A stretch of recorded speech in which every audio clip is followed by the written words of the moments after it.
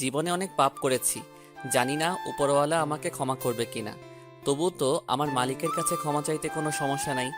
সকালে 2টা রুটি আর পানি ভরা ডাল দিল খেতে। আজ 92 দিন থেকে এখানে সকালে এসব খাবার খাচ্ছি। এসব খেতে আমার মোটেও কোনো কষ্ট হচ্ছে না। কষ্ট তো বেঈমানের জন্য হচ্ছে, যারা আমার সাথে বেঈমানি করেছে, যাদের কারণে আজ আমি জেলে আছি, যাদের কারণে আজ আমি ফাঁসির আসামি। আমার যে দোষ নাই তা কিন্তু না, আমিও অনেক বড় অপরাধ করেছি, তাই তো ফাঁসি হচ্ছে আমার।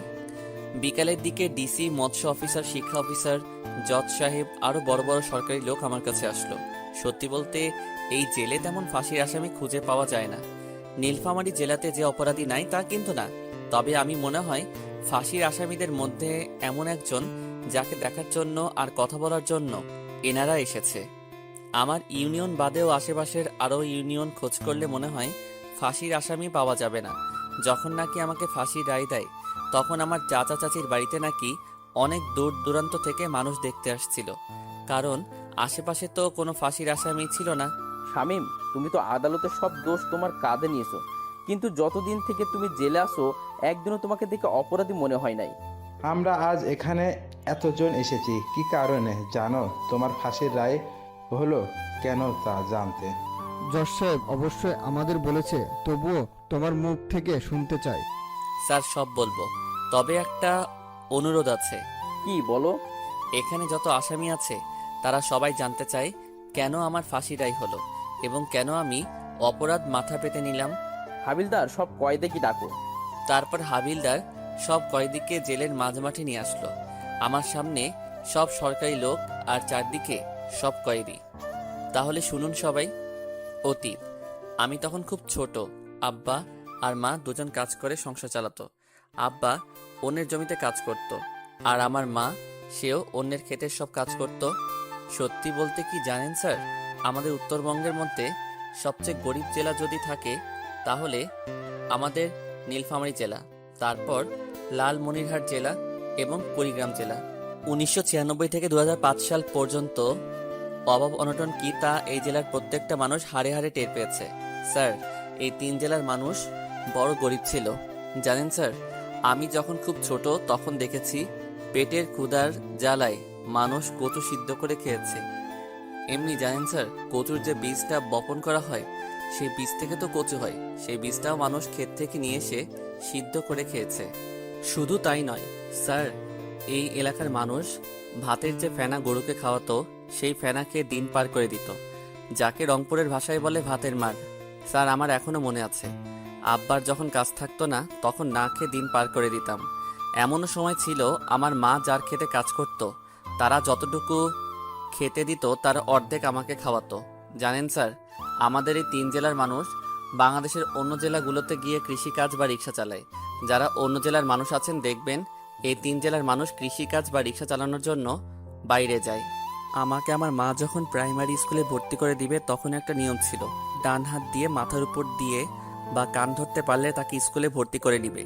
আমার সাথে আমার বাড়ির পাশের আরও 3 জন ছিল, ওরা 2 জন ভর্তি হতে পারলেও আমি পারি নাই। সেই সময়ে আমাকে আমার মা শিশু শ্রেণী ব্র্যাকে ভর্তি করে দেয়, মাত্র 1 বছরের জন্য। যখন আমি ক্লাস 1-এ তখন আমার বাবা মা অভাবের তাড়নায় মারা যায়। তাদের চিকিৎসা করার মতো টাকাও ছিল না। আমার মা গ্রামীণ ব্যাংক থেকে ঋণ নেয়, সেই ঋণের টাকা পরিশোধ করার আগেই তারা মারা যায়। ব্যাংক কর্তৃপক্ষ আমাদের বাড়ি ভিটা নিয়ে নেয়। আমার বাবা মা মারা যাওয়ার পর আমাকে আমার বড় জ্যাঠা আর জেঠি, যাদেরকে আমি বড় আব্বা আর বড় আম্মা বলে ডাকি, তারা আমাকে তাদের কাছে নিয়ে যায়। আমি তাদের সাথে তাদের বাড়িতে গিয়ে থাকা শুরু করি। আমার বড় আব্বা রংপুর শহরে রিক্সা চালাতো, তার এক ছেলে আর 2 মেয়ে ছিল। তবুও তাদের অভাবের সংসারে আমাকে নিয়ে নেয়। তারা আমার খাওয়া থাকা পড়াশোনা সব করায়। আমি যখন 3য় শ্রেণীতে পড়ি তখন একটা মেয়ে আমার সাথে বন্ধুত্ব করে, তার নাম সানজিদা।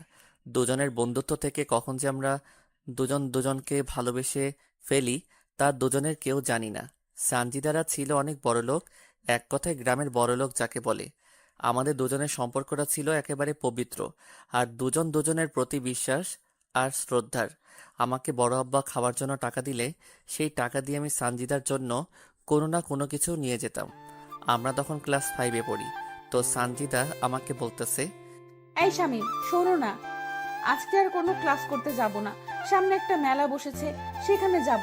নাগরদোলা আছে, কত রঙের বেলুন, জিলাপি, আরো কত কি বের হইছে। তুই কি যেতে চাস? আমার খুব ইচ্ছা, কিন্তু আব্বু যেতে দিতে চাইনি বলেই তোকে বললাম। তাহলে চল যাওয়া যাক। আমি সানজিদাকে নিয়ে মেলায় চলে গেলাম।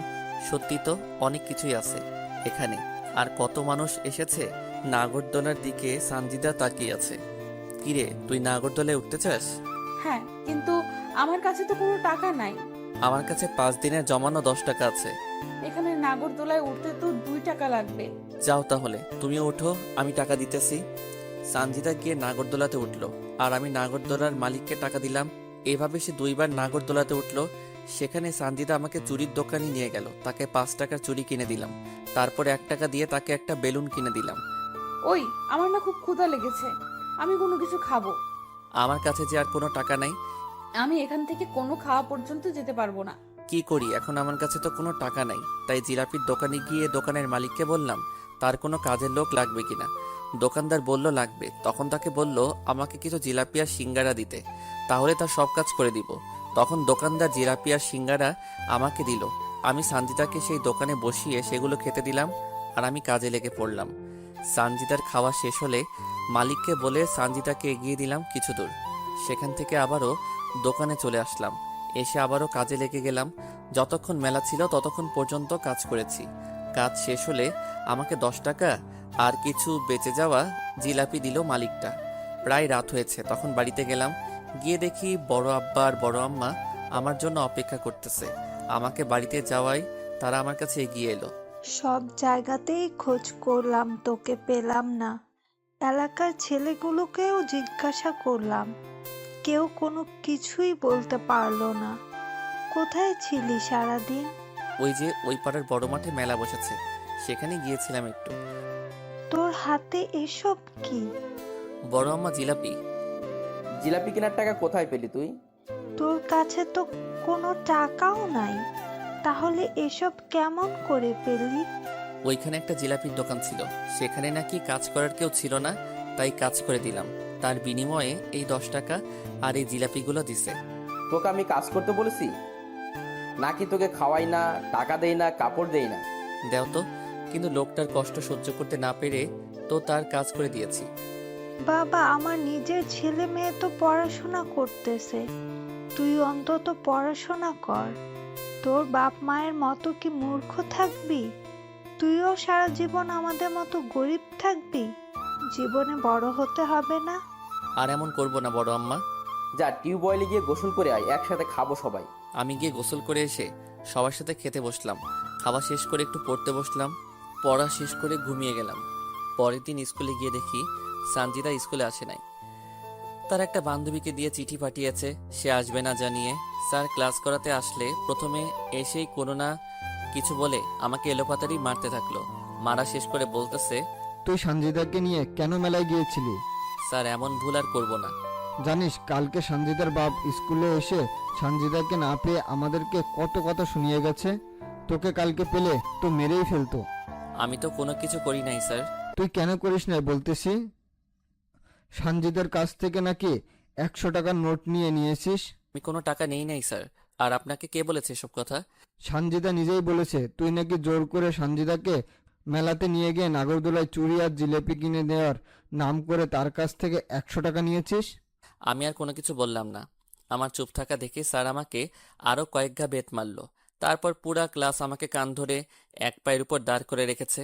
আমার তখন অনেক কষ্ট হচ্ছিল, তবে এটা ভেবে শান্তি পাচ্ছি যে সানজিদা কোনো মার খায়নি।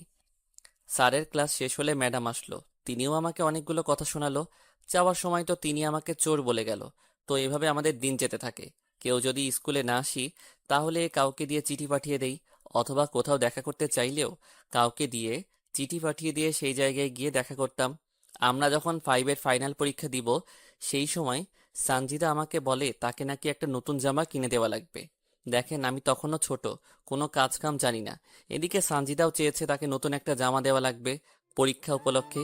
তাই বড় আব্বাকে বললাম আমি তো পরীক্ষা দিব, আমার কিছু টাকা লাগবে, নতুন কাপড় কিনবো। তখন বড় আব্বা আমাকে সাথে করে দোকানে গিয়ে কাপড় নিয়ে দিতে চাইলে আমি তাকে মিথ্যা বললাম। আমার বন্ধু বান্ধবীরা যাবে আমিও তাদের সাথে গিয়ে জামা কিনবো। বড় আব্বাও আমাকে টাকা দিয়ে দিল। বড় আব্বার কাছ থেকে টাকা নিয়ে পরের দিন আমি সানজিদাকে নিয়ে কাপড়ের দোকানে গেলাম। সানজিদা ওর পছন্দ মতো একটা জামা নিল, আর আমার কোনো কিছু নেওয়া হলো না। সেখান থেকে সানজিদাকে তার বাড়িতে পৌঁছে দিলাম। আমি বাড়ি আসার পর বড় আব্বা বলতেছে, কিরে শার্ট কই? আমি না টাকা হারিয়ে ফেলেছি। মিথ্যা বলে কাঁদতে লাগলাম। তার জন্য কান্না করা লাগবে নাকি? দরকার হলে আমি তোকে আবার নিয়ে দিব শার্ট। আমার আর কোনো কিছু লাগবে না বড় আব্বা।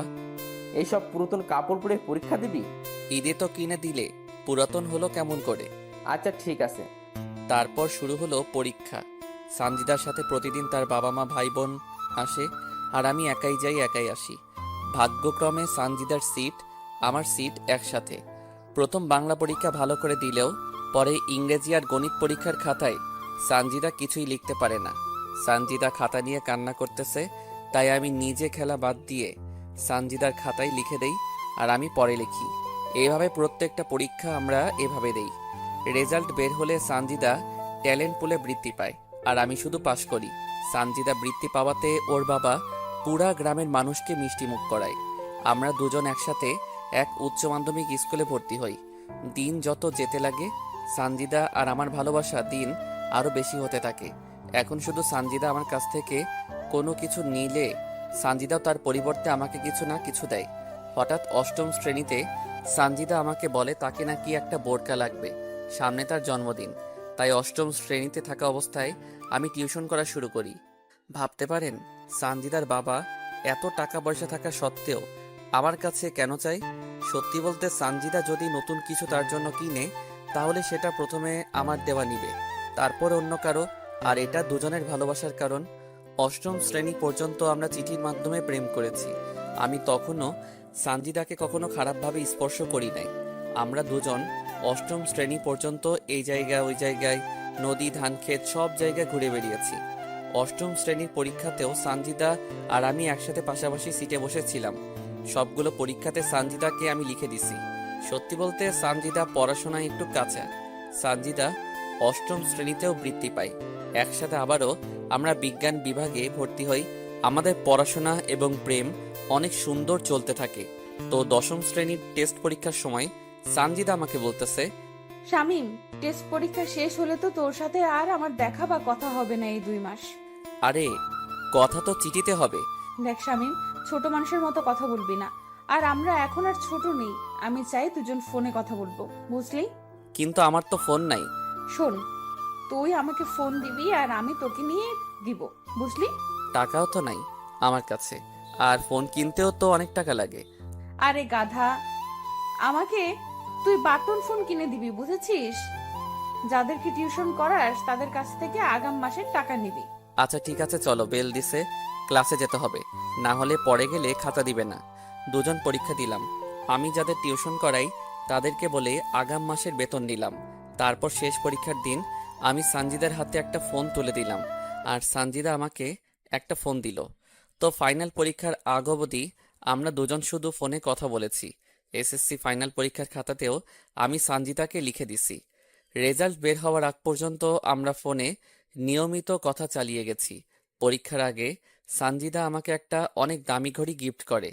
রেজাল্ট বের হলে এবার সানজিদা A+ পায়, আমি কোনো রকম পাশ করি শুধু। ক্লাসে সবাই জানে সবচেয়ে ভালো ছাত্র আমি, কিন্তু আমি পরীক্ষার খাতায় কিছুই লিখতে পারি না। দুজনে বাড়ির পাশে যে কলেজ আছে সেখানে ভর্তি হলাম।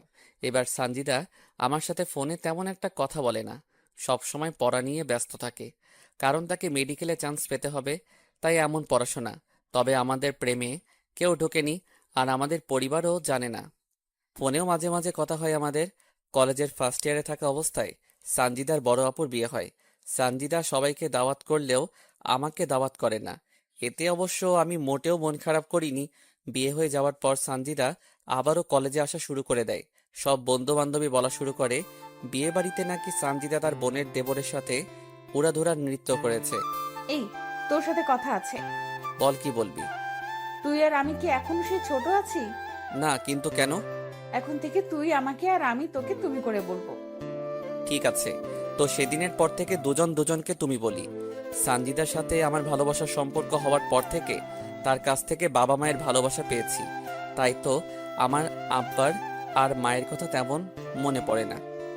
শামিম, আমাকে একটা স্মার্টফোন কিনে দাও না। কত টাকা দাম? এই তো 8,000 টাকা দাম। এত টাকা? এইরকম করে আসছো কেন, কি হলো? এত টাকা তো আমার কাছে নাই। কত আছে? 5,000 টাকা। শোনো, তোমাকে একটা কথা বলি, বিয়ের পর তো তুমি আর আমি তোমার বড় আব্বার বাড়িতে থাকবো না। তাই এখন থেকে টাকা জোগাড় করা শুরু করো, জমি কিনো, তারপর বাড়ি করো আর নিজের পায়ে দাঁড়াও। সেটা না হয় বুঝলাম, কিন্তু করব কি আমি?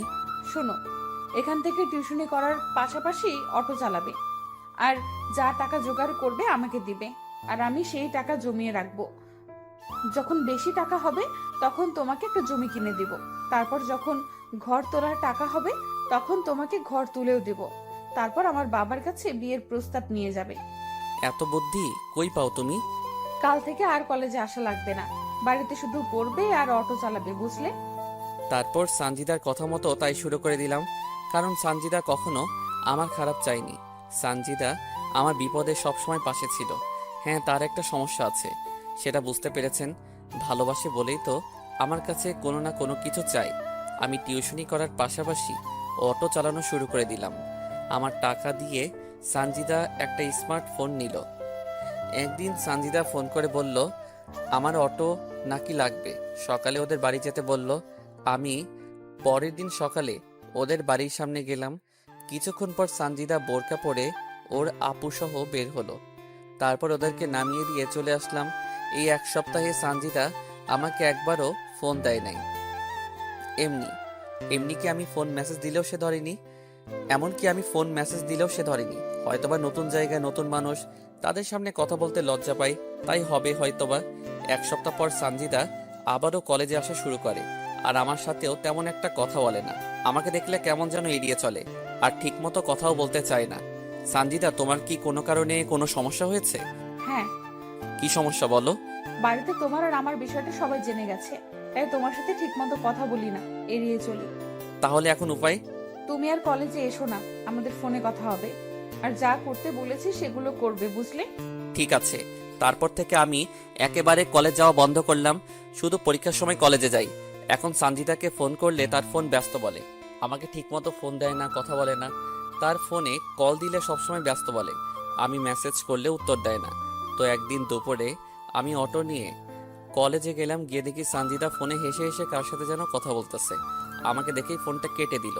কি ব্যাপার, আমার ফোন ধরো না, মেসেজ করলে উত্তর দাও না? আসলে বাড়িতে আমাকে ফোন চালাতে দেয় না। কই, আমি ফোন দিলে তো ব্যস্ত বলে।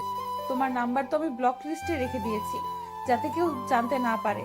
আর তুমি এখন এখান থেকে যাও, রাতে তোমাকে ফোন দিব, কেউ আমাদের একসাথে দেখলে সমস্যা হবে।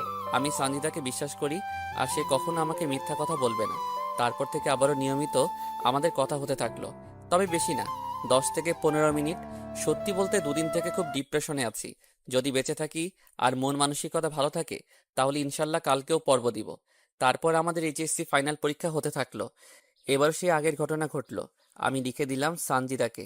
পরীক্ষার পর সানজিদা তার বোনের বাড়িতে বেড়াতে যায়। যাওয়ার আগে আমাকে শুধু বলে যে কয়দিন তার বোনের বাড়িতে থাকবে, আমার সাথে সে কথা বলতে পারবে না।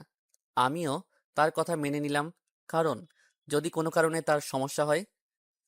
আমি পরীক্ষার রেজাল্ট বের না হওয়া পর্যন্ত আমি সানজিদার সাথে কথা বলতে পারি নাই। তবে মানুষের মুখে শুনেছিলাম সানজিদা তার বোনের বাড়ি থেকে অনেক আগে এসেছে, কিন্তু সে আমার সাথে কোনো যোগাযোগ করে নাই। রেজাল্ট বের হলো, সানজিদা এবারও A+ পেল। তারপর সানজিদার বাবা কিছু টাকা ব্যয় করে সানজিদাকে রংপুর মেডিকেল কলেজে ভর্তি করিয়ে দিল। তারপর থেকে সানজিদা রংপুরে থাকা শুরু করে দেয়। তবে সানজিদা রংপুর যাওয়ার পরও আমার সাথে তার প্রতিদিন যোগাযোগ হতে থাকে। তো একদিন সানজিদাকে আমি ফোন দেই, সানজিদা, আমার এখনো পর্যন্ত মোট কত টাকা তোমার কাছে আছে? শামিম, সত্য বলতে কি, আমি তোমার সব টাকা নষ্ট করে ফেলেছি। এত টাকা দিয়ে তুমি কি করলে? আসলে আপুর দেবরের সেদিন জন্মদিন ছিল, আর সে আমার কাছে দাবি করে তার জন্মদিনের পার্টি যেন আমি দিই। আর বাবার কাছে টাকা চাইছিলাম, তখন বাবার হাতে কোনো টাকা ছিল না, তাই।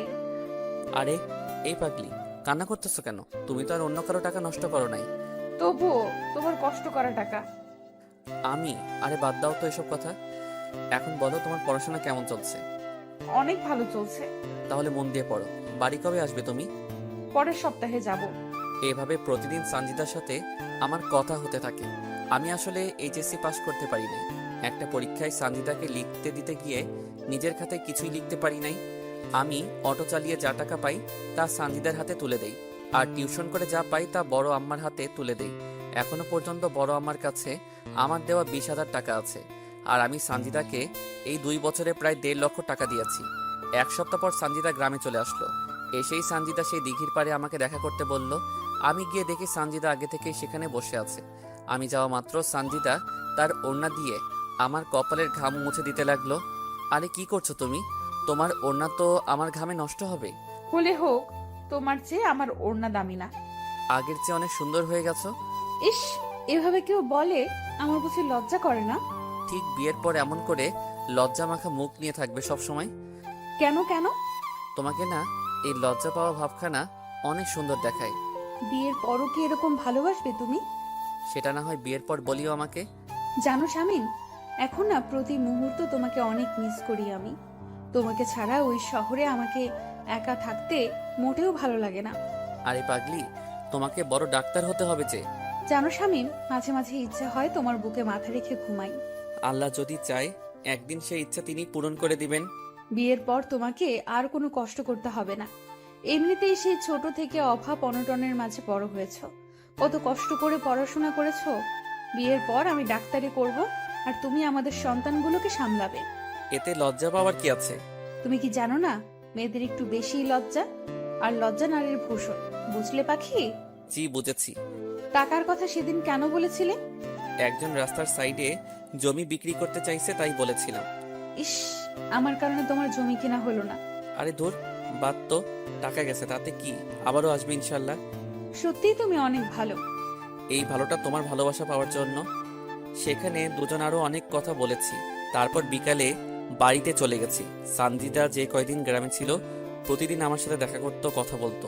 তার বাড়ি থেকে আমার জন্য খাবার নিয়ে আসতো। সানজিদা আবারও শহরে চলে গেল। তবে একটা জিনিস মানতে হবে, সানজিদা আমাকে অনেক ভালোবাসে। সানজিদা রংপুর চলে যাওয়ার পরও আমি অটো চালাতে লাগলাম। এর মধ্যে আমার বড় আব্বার বড় মেয়ের বিয়ে হয়ে যায়। আমি সে সময় নানা রকম ভাবে ব্যস্ত থাকি, তাই সানজিদার সাথে আমার কোনো কথা হয় না।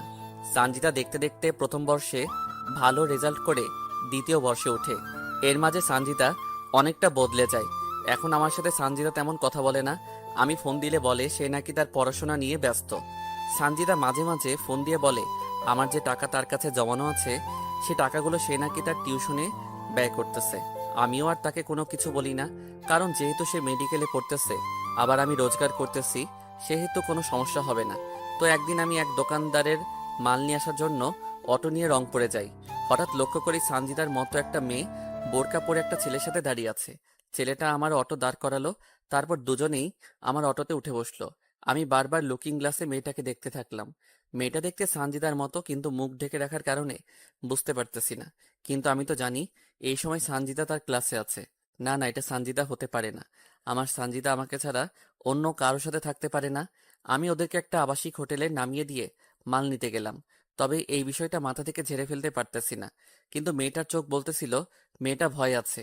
না না, ওটা কখনো সানজিদা হতে পারে না। আচ্ছা, আমি এখন সানজিদাকে ফোন দেই। যাওয়ার সময় না হয় দেখা করব, তাহলে মনটা হালকা হবে। মাল কিনে আমি যখন বাড়ির দিকে রওনা হব তখন সানজিদাকে ফোন দিলাম, কিন্তু সানজিদা আমার ফোনটা রিসিভ করলো না। তাই আরো কয়েকবার দিলাম, তবু সানজিদা ফোন রিসিভ করলো না। মনটা খারাপ হয়ে গেল। আমি মেডিকেল মোড় পার হয়ে যখন সিও বাজার ঢুকেছি সেই সময় সানজিদা আমার ফোনে কল দিল। কোথায় আছো তুমি? আমি ক্লাসে ছিলাম এতক্ষণ, তাই তোমার ফোন রিসিভ করতে পারি নাই। তোমার সাথে দেখা করার খুব ইচ্ছা ছিল তাই ফোন দিয়েছিলাম। আমি বাড়ি যাব পরের মাসে, বুঝলে? আসলে আজ রংপুর এসেছিলাম মাল নিতে, তাই ভেবেছিলাম তোমার সাথে দেখা করি, কিন্তু হলো না। আচ্ছা, রাখি। কিন্তু সানজিদা ফোন কাটলো না। আমি ফোন কানে দিয়ে আসি, এর মধ্যে একটা ছেলের গলার আওয়াজ ভেসে আসলো। তো ছেলেটা বলতেছে, কি হলো বেবি, এতক্ষণ বাথরুমে কি করো? এই তো বাবু, আর একটু আসতেছি। তোমাকে তো আদর করতেই পারলাম না। আমি তো তোমার সাথে আজ রাত দিন থাকবো, দেখবো কত আদর করতে পারো তুমি। আদর আর দেখলে কি, আরো কত কি করব তোমার সাথে। এর মাঝে দরজা খোলা শব্দ হলো, আর সাথে সাথে সানজিদা আউ করে উঠলো। এইভাবে কেউ টান মারে? যদি পড়ে যেতাম। আমি থাকতে তোমার কিচ্ছু হবে না। আচ্ছা আদ্রিয়ান, যদি তোমার বাবা ফোন করে তোমাকে যেতে বলে তখন কি করবে? তার মানে ছেলেটার নাম আদ্রিয়ান। আরে বেবি, কাম অন। বাবাকে বলেছি আজ বন্ধুদের সাথে গ্রুপ স্টাডি করব। তারপর কিস করা শব্দ হতে থাকলো। কিস করা হলে ধপাস করে একটা শব্দ হলো। তোমার প্যান্টটা এখন খুলো। তুমিও তোমার খোলো। তারপর তারা তাদের অবৈধ কাজে ব্যস্ত হয়ে পড়ে গেল। আমি সেখানে অটো না নিয়ন্ত্রণ হারিয়ে ফেলে রাস্তার ধারে গাছে লাগিয়ে দিলাম। আর আমি মাথা হাতে পায়ে প্রচণ্ড আঘাত পেলাম। আমি ছিটকে দূরে পড়ে গেলাম। তারপর আমার কোনো কিছু মনে নাই। যখন আমার জ্ঞান ফিরে নিজেকে তখন হাসপাতালের বেডে আবিষ্কার করি। আমার জ্ঞান ফেরার পর দেখি বড় আব্বা, বড় আম্মা, ভাই বোন সবাই এসেছে। তারপর ডাক্তার এসে আমার পালস চেক করলো। তারপর ডাক্তার বলল আরও 2 দিন পর আমাকে নিয়ে যেতে পারবে। বাবা, তোর কি করে এমন ঘটনা ঘটলো? সাথে সাথে আমার সানজিদার কথা মনে পড়ে গেল। আমার চোখ নিয়ে তখন পানি ঝরতে থাকলো। কিরে বাবা, বল কেমন করে হলো? না মানে হঠাৎ করে মাথাটা ঘুরতেছিল, তাই আর কি। দিন রাতে এত পরিশ্রম কার জন্য করিস? আমরা কি একজনও তোকে বলেছি তুই রোজগার কর? তবুও ভবিষ্যতের জন্য তো কিছু করতে হবে নাকি? ভবিষ্যতে দেখা যাবে। তুই কেন এত কাজ নিয়ে পড়ে থাকিস? তুই এত টাকা কার জন্য কামাই করিস? সারাদিন অটো চালাস, রাতে মানুষের বাচ্চাকে পড়াস, অনেক রাত পর্যন্ত জেগে থাকিস। কেন এত কষ্ট করিস তুই? থাক, ও এখন অসুস্থ, ওকে এখন এসব বলার দরকার নেই। আগে সুস্থ হোক, তারপর সব আলোচনা করা যাবে। তারপর তারা চলে গেল। আমি সেখানে আরও 2 দিন ছিলাম। এই 2 দিনে একবারও আমার কোনো খবর নেয়নি সানজিদা। আমি তো তাকে নিজের চেয়ে বেশি ভালোবাসতাম, নিজের থেকে তাকে বেশি বিশ্বাস করতাম। সানজিদা যা বলেছে আমি তো তাই করেছি। তার জন্য তো আজ আমি এমন কষ্ট করতেছি। তাকে নিয়ে তো ঘর বাঁধার স্বপ্ন দেখেছিলাম। কেন এমন করলে তুমি আমার সাথে সানজিদা? আমি বাড়িতে যেহেতু বিছানায় শোয়া অবস্থায় আছি, তাই মোবাইলটা নিলাম। মোবাইল নিয়ে সানজিদা আর আমার ফোনের কথাগুলো শুনতে থাকলাম। শুনতে শুনতে সেদিনের রেকর্ডিংটা চালু হলো। প্রথমে শুনতে না চাইলেও পরে আবারও শুনলাম। শেষের দিকে যখন শুনবো তখন এমন কিছু শুনলাম যা শুনে আমার মরে যাবার ইচ্ছা হচ্ছিল। বেবি, কালকে আমার 20,000 টাকা লাগবে। বাবু, সেদিনই না তোমাকে 10,000 টাকা দিলাম। আহ বেবি, বোঝো না কেন? কত বন্ধু আমার, তাদেরকে তোমায় নিয়ে কতগুলো ট্রিট দিতে হয়। তোমাকে কতটা ভালোবাসি তার প্রমাণ তো ওদেরকে দিতে হবে, তাই না? আমার কাছে ওই যে বলেছিলাম আমাদের বাসার যে ড্রাইভার শামীম আছে তার টাকা জমা আছে। আরে সমস্যা নাই, সেই টাকাগুলোই দিও আমাকে, পরে তাকে দিয়ে দিও। তুমি আর আমি তো আছি। এই হোটেল ভাড়াটাও তো আমি দিলাম। আমার কাছে টাকা নাই দেখে খোটা দাও তুমি? এসব কি বলো তুমি? খোটা কেন দিব তোমাকে? তা নয় তো কি? খোটা দিলে নিশ্চয়ই এই নিয়ে 17 বার তোমার সাথে হোটেলের রুম ডেট করতে আসতাম না। তুমি তো আমাকে অনেক ভালোবাসো, তাই তো আমি যা বলি তাতেই রাজি হয়ে যাও। তুমি কি আমাকে ভালোবাসো না? শুধু তোমাকে না, তোমার শরীর, দেহ আর তোমার এটা ওটা এইটা এগুলো সবকে ভালোবাসি বেবি। তাই তো তোমাকে সবসময় আদর করতে ইচ্ছা করে। জানি বাবু, তাই তো সব সময় দুষ্টুমি করতে চাও তুমি। তুমি কিন্তু দিন দিন খুব দুষ্টু হয়ে গেছো। আমার যেখানে সেখানে দাঁত বসিয়ে দাও। আমি আর শুনতে পারলাম না এমন সব নোংরা কথা তারা বলতেছিল। তার মানে আমি অ্যাক্সিডেন্ট করার পরও ফোন কাটে নাই সানজিদা। সানজিদা এতটা খারাপ হলো কেমন করে? সানজিদা তো এমন ছিল না। ভালোবাসলে যে এত কষ্ট পেতে হয় তা তো জানতাম না। কেন আমার সাথে বেইমানি করলো সানজিদা? আমার তো কোনো স্বার্থ ছিল না। তাকে আপন করে পাওয়ার জন্য কত কি নাই করতেছি। সে তো আমার সুখ দুঃখের সাথী ছিল। তার ভালোবাসা পেত, আমার আব্বা মায়ের ভালোবাসার কথা ভুলে গেছিলাম। তাকে আপন করে পেতে তো আমি তার জন্য অনেক কিছু করেছি, অনেক কিছু সহ্য করেছি। সে কেন এসব কাজে লিপ্ত হলো? সে কেন আমার সাথে এরকম করলো? প্রায় 20 দিনের মতো আমার সুস্থ হতে লাগলো। প্রায় মাসখানেক পর সানজিদা তার কিছু বান্ধবীকে নিয়ে তাদের বাড়িতে এলো। তারা যখন গ্রাম ঘুরতে বের হলো তখন আমি সানজিদার সাথে কথা বলার জন্য তাদের কাছে গেলাম। আমি প্রায় তখন সানজিদার কাছে গেলাম, তখন শুনতে পেলাম, আচ্ছা সঞ্চিতা, তুই আদ্রিয়ান ভাইয়াকে কেন ভালোবাসা শুরু করে দিলি? আরে আদ্রিয়ানের বাবা একজন বড় ডাক্তার, আবার তার নিজের একটা ক্লিনিক আছে। তাই বলে শামীমের ভালোবাসা ভুলে যাবি? শামীমের কি আছে? শামীম আমাকে কি দিতে পারবে? আর আদ্রিয়ানের বাবার অনেক টাকা আছে আর ক্লিনিক আছে, আর আমার আদ্রিয়ানকে চাই। তাহলে সারা জীবন পায়ের উপর পা তুলে খেতে পারবো আর ডাক্তারও হব। আমার জানা মতে আদ্রিয়ান ভাইয়া তোকে ভালোবাসে না, আর আদ্রিয়ান ছেলে হিসাবেও ভালো না। আদ্রিয়ানকে তোদের চেয়ে আমি ভালো করে চিনি। আর আদ্রিয়ানকে দেখেছিস? সে কত হ্যান্ডসাম, কত স্মার্ট। আর শামীমের কি আছে? না চেহারা আছে, না আছে বাড়ি, না আছে গাড়ি, না আছে টাকা। শামীমের কোনো না থাকলেও তার টাকা দিয়ে চলতেছিস তুই। আর আদ্রিয়ান, একদিন দেখবি আদ্রিয়ান তোকে ছুঁড়ে ফেলে দেবে, তোর সব শেষ করে দিবে, রাস্তায় নেমে দেবে। একটা কথা বলতো, এই পর্যন্ত কি আদ্রিয়ান তোর জন্য কোনো টাকা ব্যয় করেছে? না। তোর যেদিন টাকা শেষ হবে তোকেও ছেড়ে দে, আর একজনকে সে ধরবে। চুপ কর তো, বেশি বলিস তুই। শোন, আমাকে আর এসব বলবি না। তাহলে শামীম? শামীমকে চিনি না, আর তাকে ভালোবাসা যায় না, কাজের ছেলে বানানো যায়। আমি সানজিদার এমন কথা শুনে তার কাছে আর গেলাম না। সেখান থেকে বাড়ি চলে আসলাম। কিন্তু সানজিদার কথা ভুলতে পারলাম না। তাকে তো অনেক ভালোবাসি, তাকে তো অনেক বিশ্বাস করতাম। আমাকে যদি ভালো নাই বা বাসতে, তাহলে তো আমাকে আগে বলতে পারতো, সানজিদা আজ টাকা গাড়ি বাড়ি নাই দেখে আমাকে নিয়ে তুমি খেললে। আজ আমাকে তোমার বাড়ির কাজের লোক বলতে পারলে। আজ আমাকে ছেড়ে আর একজনের বুকে মাথা রেখে রাত কাটাও। আমি তোমাকে তো কোনোদিনও তোমার অনুমতি ছাড়া তোমার হাতটাও ধরি নাই। আর তুমি কিনা আজ অন্যের কাছে নিজেকে বিলিয়ে দিলে। আজ আমার সমস্ত কষ্টের টাকা তুমি আনন্দ ফুর্তি করে শেষ করে দিলে। একবারও কি আমার কথা মনে পড়ে নাই? একবারও কি আমার কষ্টটা তোমার চোখে ভেসে উঠলো না? কি করে পারলে আমার জীবন নিয়ে খেলা করতে?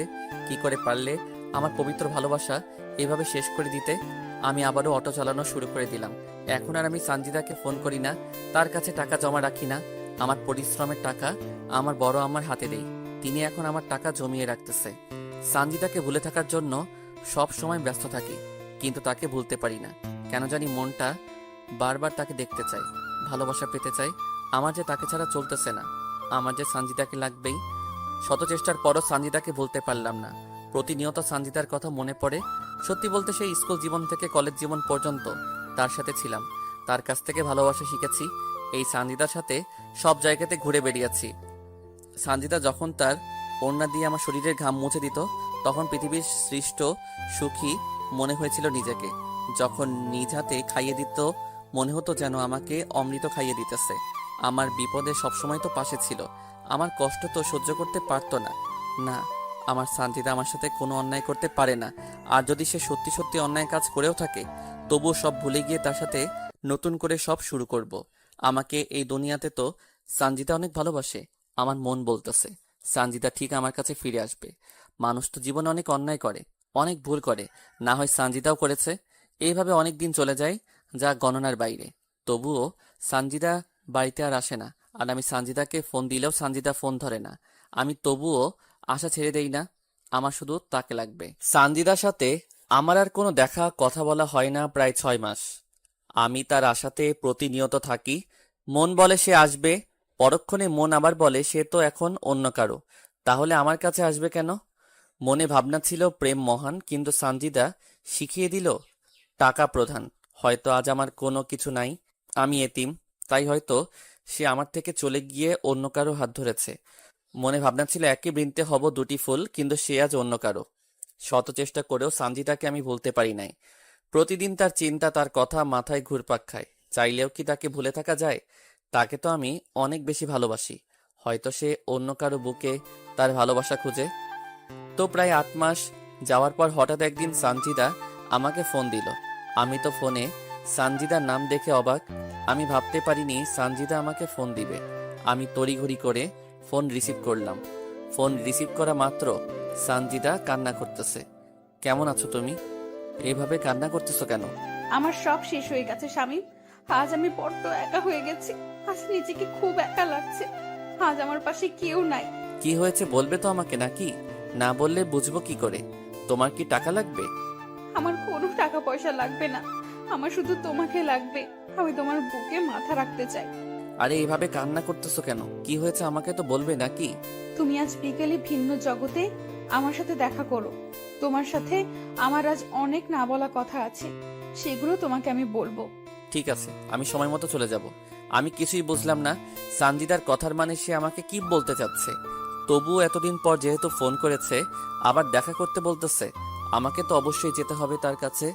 হোক না সে আমাকে ভালো না বাসে, কিন্তু আমি তো তাকে ভালোবাসি। আমি সানজিদার কথা মতো ভিন্ন জগতে চলে গেলাম। আমি গিয়ে সেখানে নালার এক সাইডে বসে থাকলাম। আমি ভিন্ন জগতে যাওয়ার প্রায় ঘন্টাখানেক বাদে সানজিদা চলে আসলো।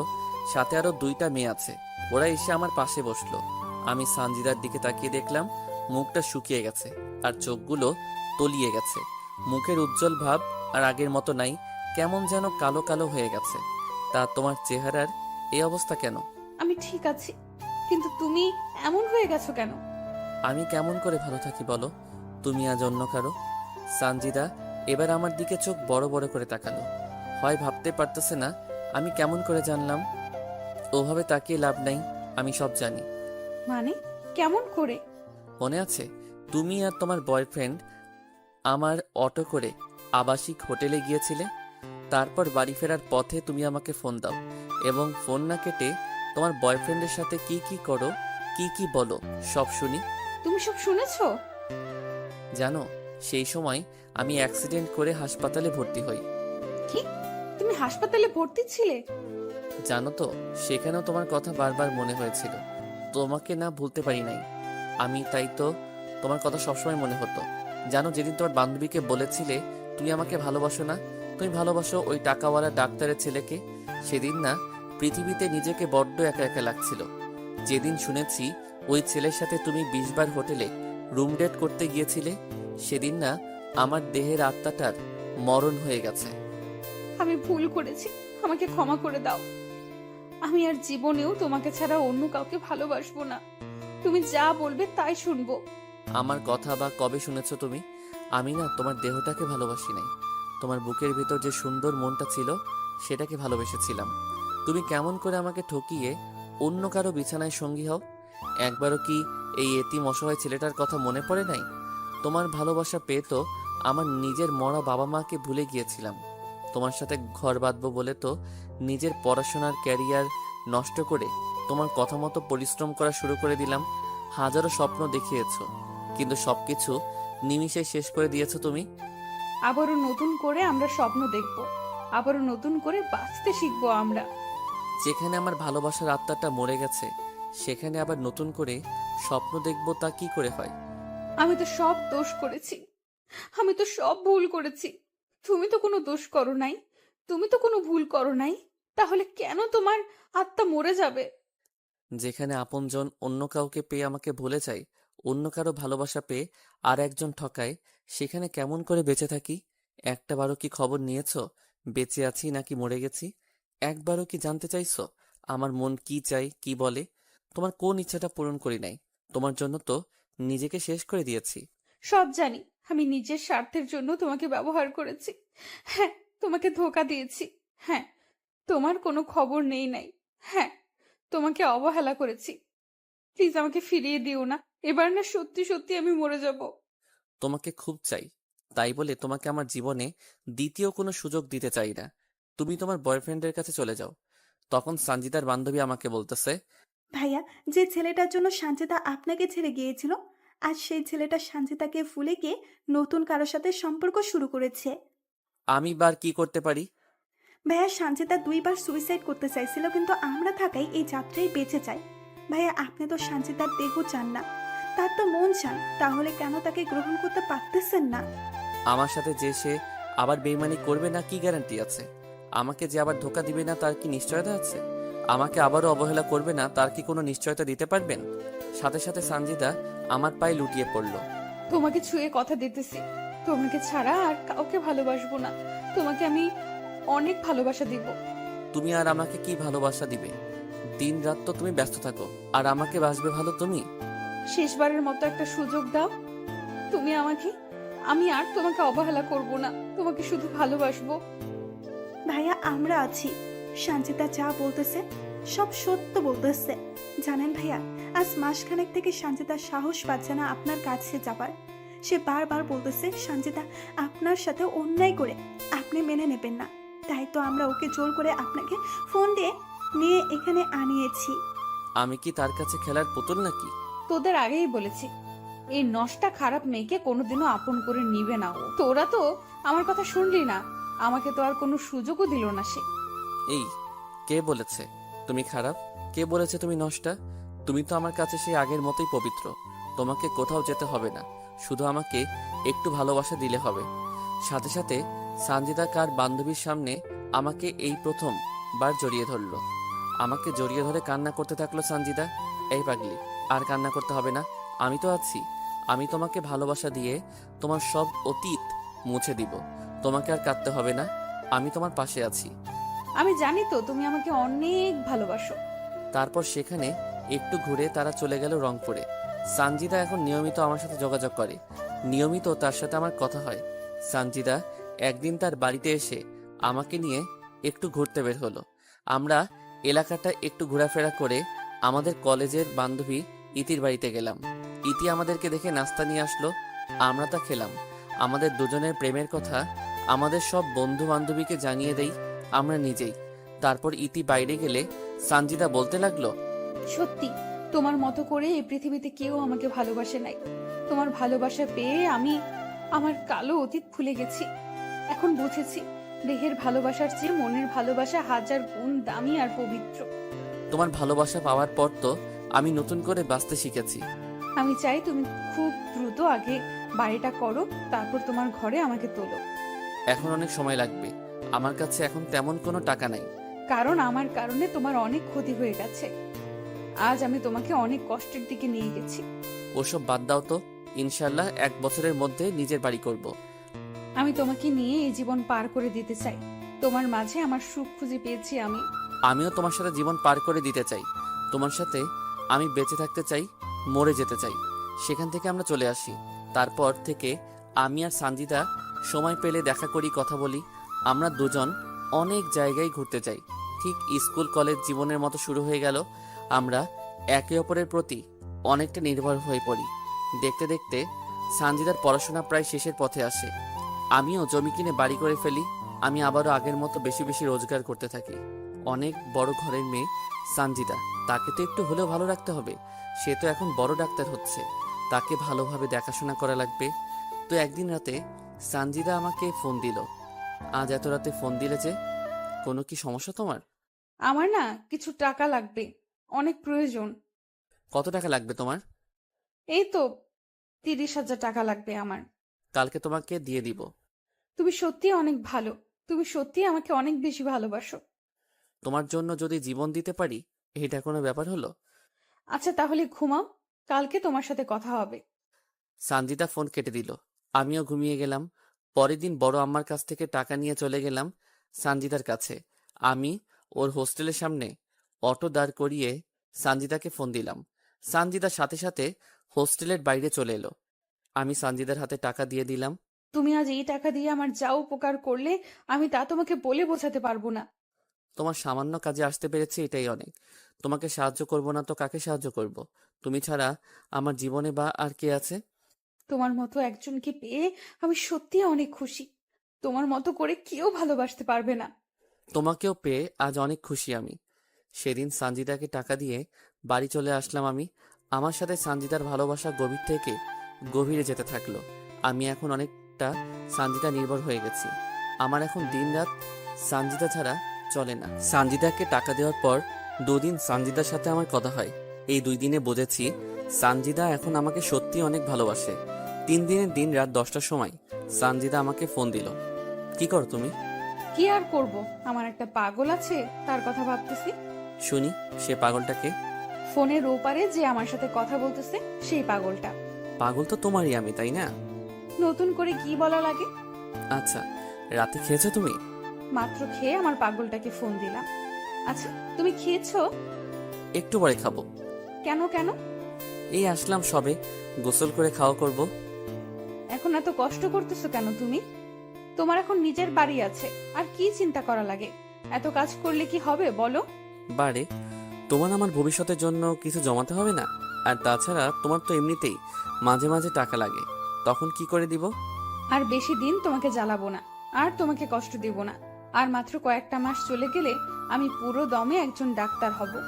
তখন আর তোমার কাছ থেকে টাকা নেব না, তোমাকে কোনো কাজও করতে দিব না। কাজ না করলে কি করব আমি? তুমি শুধু আমাকে ভালোবাসবে আর আমার সাথে থাকবে, বুঝলে? আমি একাই কি ভালোবেসে যাব? তুমি আমাকে ভালোবাসবে না? তোমার কি এই বিষয়ে কোনো সন্দেহ আছে? নিজের থেকেও বেশি বিশ্বাস করি তোমাকে, আর সন্দেহ করব তোমাকে আমি? আমি জানি আমার পাগলটা আমাকে অনেক ভালোবাসবে আর বিশ্বাস করবে। তুমিও তো আমার থেকে আমাকে কম ভালোবাসো না। সানজিদার সাথে আরো নানা রকম বিষয় নিয়ে আমার কথা হলো। শেষে সানজিদা আমাকে বলল, এই শোনো, কালকে আমাদের ব্যাচের ছেলেমেয়েরা কক্সবাজার যাব। কেন যাবে হঠাৎ? মেডিকেলের কিছু প্র্যাকটিক্যাল আছে, সেই বিষয়ের জন্য। আরে বাবা, পড়াশোনার জন্য যাবে, আমাকে কি সেটা বলা লাগে? না মানে, না মানে কি বলো? টাকা লাগবে? সেদিনই তো টাকা দিলে, টাকা লাগবে না। তাহলে? আসলে আমরা 5 দিনের জন্য সেখানে যাচ্ছি, আর 5 দিন তোমার সাথে কোনো কথা বলতে পারবো না, তাই। আরে ধুর, এটা কোনো ব্যাপার হলো? তোমার পড়াশোনা আগে, তারপর আমি। তারপরও আমার তোমাকে ছেড়ে যেতে মন সায় দিচ্ছে না। আরে বাবা, তোমার পড়াশোনা শেষ হলে তো আমি সব সময় তোমার সাথেই থাকতেছি। তোমাকে খুব মনে পড়বে আমার সেখানে। এই, ভুলেও পড়াশোনা করার সময় আমার কথা মনে করবে না, বুঝলে? আমি তো 100 বার করব তোমার কথা মনে। আরে বাবা, আমার কথা মনে করলে তোমার সেখানে পড়াশোনার ব্যাঘাত ঘটতে পারে তো। ঘটলে ঘটুক, তবুও তোমাকে ভুলবো না। আমি কি তোমাকে ভুলে যেতে বলেছি নাকি, শুধু পড়াশোনার সময় বাদ দিয়ে? আচ্ছা ঠিক আছে, এবার একটা নাইট কিস দাও তো। তারপর সানজিদা ফোন রেখে দিল। সানজিদা সত্যি আমাকে এতটা ভালোবাসবে, আমার এতটা কেয়ার করবে, তা কখনো কল্পনা করতে পারি নাই। আমি তো মনে করেছি আবার কোনো না কোনো স্বার্থে আমাকে সে ভালোবাসবে। দেখতে দেখতে 4 দিন চলে গেল। এই 4 দিনে সানজিদা আমাকে ফোন দেয় নাই, আমিও তাকে কোনো ফোন দেই নাই। যদি তার কোনো সমস্যা হয় পড়াশোনা করতে, তাই দেইনি ফোন। তো 4 দিনের সময় রাতে সানজিদা আমাকে ফোন দিল। এই শোনো, আজ রাতে গাড়িতে আমরা রংপুর যাচ্ছি, আর পরের মাসে 6 তারিখে বাড়িতে যাব। সত্যি তুমি আসবে? আমার পাগলটাকে যে অনেক দিন থেকে দেখি না। সত্যি বলতে তোমাকেও দেখার জন্য ভিতরটা কেমন যেন ছটফট ছটফট করতেছে। এইটাকেই বলে ভালোবাসা, বুঝলে? কেমন করে? তুমি যদি আমাকে ভালো না বাসতে, তাহলে আমাকে দেখার জন্য এত উতলা হতে না। আমাকে তুমি ভালোবাসো বলেই তো এমন করো, বুঝলে পাগল আমার? এবার বুঝেছি। আই ফোন রাখি, স্যার এসেছে। রংপুর পৌঁছে কথা হবে তোমার সাথে। আচ্ছা ঠিক আছে, আর হ্যাঁ, সাবধানে আসবে কিন্তু। সানজিদা ফোন রেখে দিল। আজ 4 দিন পর সানজিদার সাথে কথা বলতে পেরে কলিজায় পানি আসলো। আসলে সানজিদার সাথে কথা বলতে না পেরে খুব অস্বস্তি লাগছিল আমার। পরের দিন সানজিদা আবারও রংপুর আসলে আগের মতো আমাদের দুজনের কথা হতে থাকলো। সানজিদার ছুটি হলে সে বাড়িতে চলে আসলো। এসে আমার সাথে সে খুব ক্লোজভাবে চলাফেরা করা শুরু করলো। সানজিদা আমার সাথে এতটাই ক্লোজ হয়ে চলতেছে, নিজেকে কন্ট্রোল করে রাখাটা অনেক দায়। তো এভাবে প্রায় সপ্তাহ আমরা একসাথে চলাফেরা করেছি, অনেক জায়গায় ঘুরেছি। বিশেষ করে ছোটবেলায় যে জায়গাগুলোতে আমরা বেশি যেতাম, সেই জায়গাগুলো সানজিদা আমার এত কেয়ার করে যে মনে হয় সে আমার বিয়ে করা বউ। আমি সামান্য আঘাত পেলে অস্থির হয়ে যায় সানজিদা। সানজিদা ওর ওড়না দিয়ে বারংবার আমার শরীরের ঘাম মুছে দেয়। কোথাও খেতে গেলে আমাকে নিজ হাতে খাইয়ে দেয়। একটা আইসক্রিম দুজনে খাই, কোনো কোক বা ঠান্ডা নিলে সেটাও দুজনে একসাথে খাই স্ট্র দিয়ে।